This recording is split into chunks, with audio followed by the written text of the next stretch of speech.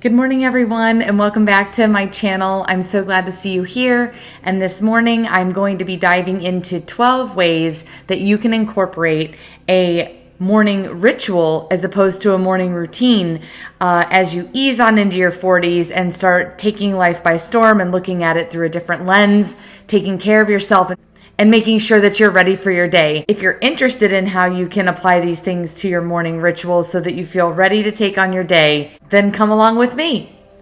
When I was thinking about making this video for you this morning, I thought to myself, you know what, morning routine videos are pretty popular, but I really like to approach it as more of a morning ritual the older that I've become. And I think that adds a certain level of sacredness to it and helps it be more attuned to taking care of myself, which again supports my endeavors towards self-worth and sets me right with strength and alignment for the day in order to handle the challenges that may be afoot. So let's talk about our morning ritual. Number 1.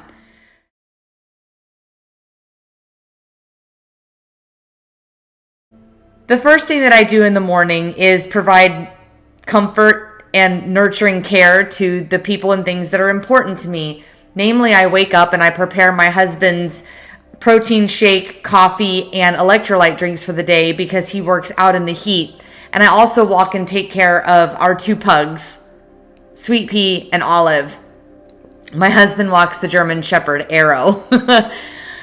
Another part of my morning routine usually consists of going out and checking my garden. It's just out over here on the side of the house, and it seems to be flourishing this summer. Growing a garden can be tricky in summer, but this one's looking really good, and I think I've picked some plants that are going to have a great yield toward the end of the summer. Lastly, I like to make sure that there's seed in my bird feeders because I have a bird feeder right outside of my office, and I do enjoy watching the birds come to eat the feed through the day. By taking care of those aspects of my life, I am providing nurturing to others, and then I can turn inward and nurture myself. For those of you that have kids, I'm sure that your morning routine and rituals includes taking care of them. Number 2.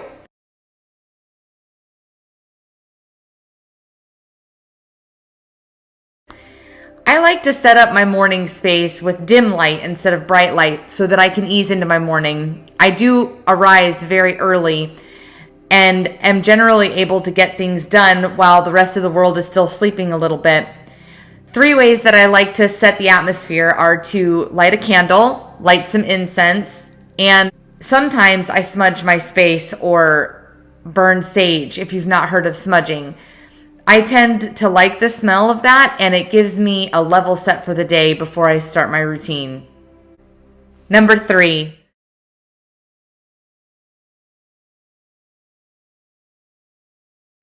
I like to set my space up with some sound in the background that's ambient. I prefer to turn on the television and turn it to a YouTube channel that has soothing music or frequencies that are in alignment with prayer and reflection or perhaps meditation. 2 of my favorite channels on YouTube are Meditative Mind and Inner Lotus Music. But there are many out there to choose from, and there are all different types of themes that you can turn on depending on your mood or how you're feeling. And I just find that it relaxes me and gets me ready for spending some time on me. I also am sure to have a cup of coffee in hand by that time. Number 4.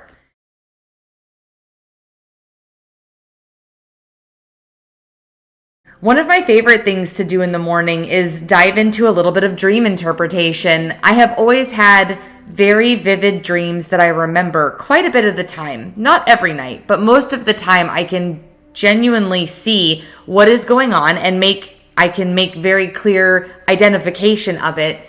And I save those themes so that I can look into them and reflect on what my subconscious might have been working on the night before, or how my spirit is trying to guide me to a solution in something that I'm facing. I find that often my dreams are right in alignment with what I'm experiencing in the world, so it's a form of validation, but it's also a form of direction in how I can handle my day. I really love this part of my morning ritual. Number 5.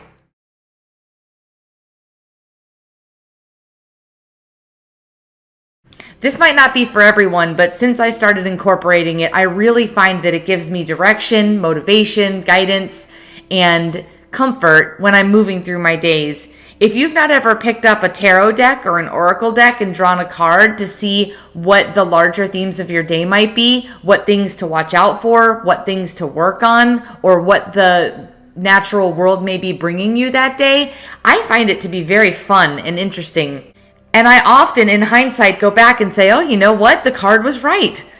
Some people may think that that's a little silly, but when I get in tune with my intuition and my spiritual side, I really do find it as a guiding light throughout my day. So if you haven't tried it, there are many wonderful decks to choose from. Lots of them are very beautiful and artistically drawn, and you can find one that resonates with you. Side note there, my yes symbol is always a star, and so I'm always really excited when I happen to draw the star card for the day. Number 6.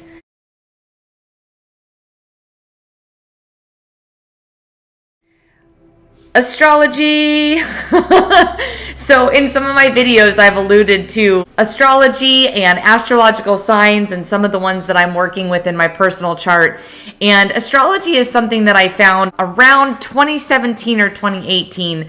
I had never read anything really other than my daily horoscope in Cosmopolitan when I was a teenager, but I felt called to explore it because of a particular therapist that I was working with at the time. And once I jumped into that, there was no looking back. It is so multifaceted and multi-layered, and my astrologer that I use is the best. Just love her, and she has been one of my spirit guides on this earthly plane while I've been navigating life's ups and downs and been on my personal path of growth.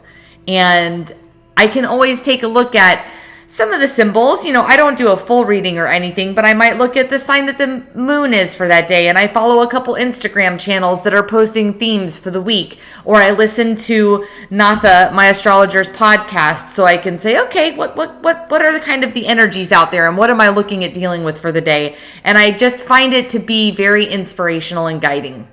Number 7.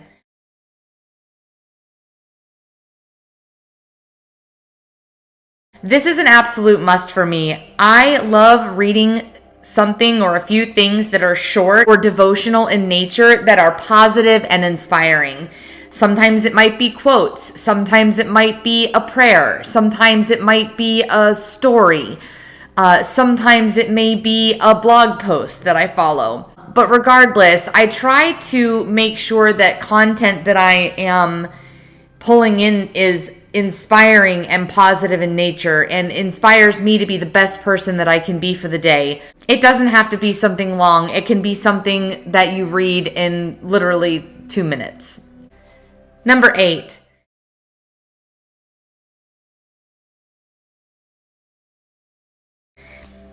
I'm going to recommend prayer. And if that's not something that you're used to, or you've never prayed before, or you don't understand how to do it, one of the easiest things that you can do is just shut your eyes and thank the world or the universe with gratitude for all that you have and ask for strength to get through your day.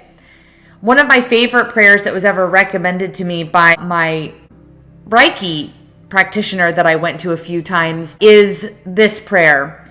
Thank you for help unknown already on its way. I think it has its origins in Native American history and practices, but I'll say it again for you. Thank you for help unknown already on its way. That's just calling in that energy of supporting you through whatever you might be going through in life, good, bad, or otherwise. And I really like that one. But it doesn't have to be very involved, and it really can be summed up to just having a gratitude practice and asking for strength outside of yourself from the powers that are greater than yourself to shine and to share your light and to be as awesome as possible. Number 9.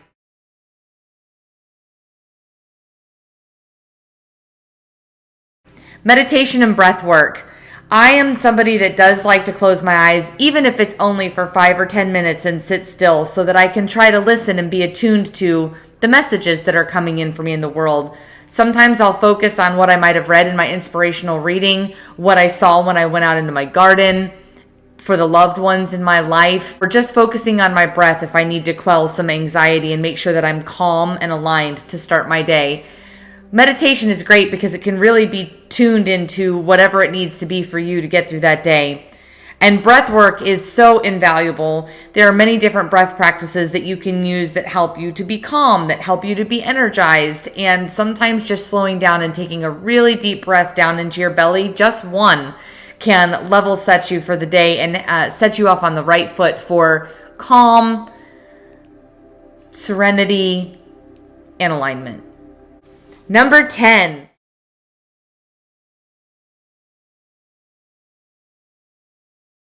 Got to get some kind of movement in that morning ritual. Now, this is not always one that I'm able to implement, but I really like it on days when I feel goofy and can get up and dance, or when I go for a walk. I also am moving toward a place of trying to lift heavy things in my 40s and moving into an older time in my life. I definitely want to maintain muscle mass and strength so that I can be healthy. It definitely is something that I feel really good after I do it. And then I also really like yoga. Yoga for me not only serves the body and being flexible and feeling good in all of my joints, but it does help to level set, make sure that I'm balanced and clear and in the best emotional and psychological state. So if you haven't practiced yoga, definitely give it a try. One thing that I try to do is do all the things, but I try to do one of those each day and build a structure where if there's something I need to be doing a few times a day, I'm adjusting the others so that I can focus on one thing at a time. There's also not enough time in the day I think to do all four of those things. But if you're doing that, more power to you. I'm looking at a little bit slower pace in my morning and incorporating at least one so that I can feel good. Number 11.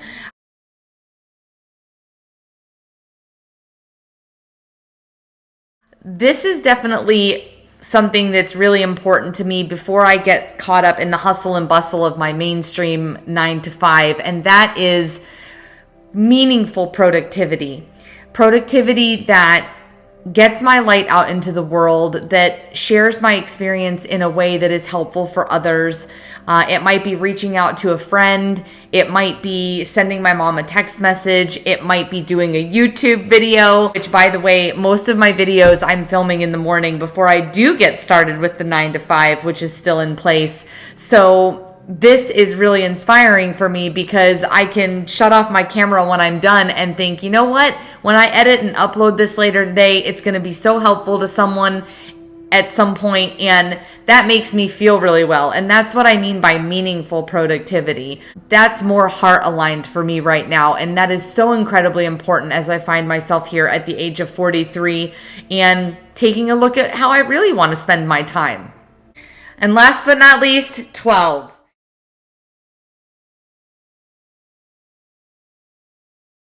If you haven't already, during your morning ritual, you're definitely going to want to look at having a nice, nurturing breakfast if you're called to do so.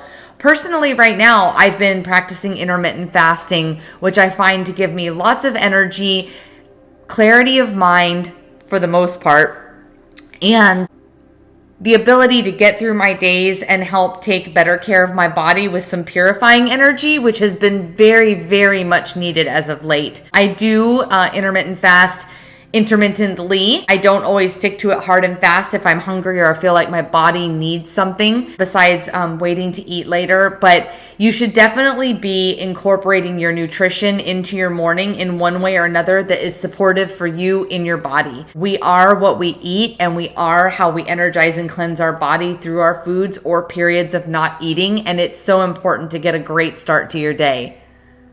So that's it. That's my 12 recommendations that you can mix and match and incorporate into a morning ritual that works for you. I can't do all things all days, but those are some of my absolute favorite that have made a huge difference in just how I show up in the world and how I'm feeling and how I cope with the difficulties and the curveballs that life throws at me. And if you incorporate even 2 or 3 of those things into your morning ritual, I assure you that you'll be wanting to explore more later, and that you'll feel even better as you get your day started and go out into the world to do whatever is most important to you. Thank you so much for watching this video today. If you haven't already, give it a like. Come on and join my subscribership. I have 3 now. Woohoo! And I wish you a most wonderful day full of blessings and awesome events. And I can't wait to see you in the next video. Ciao for now.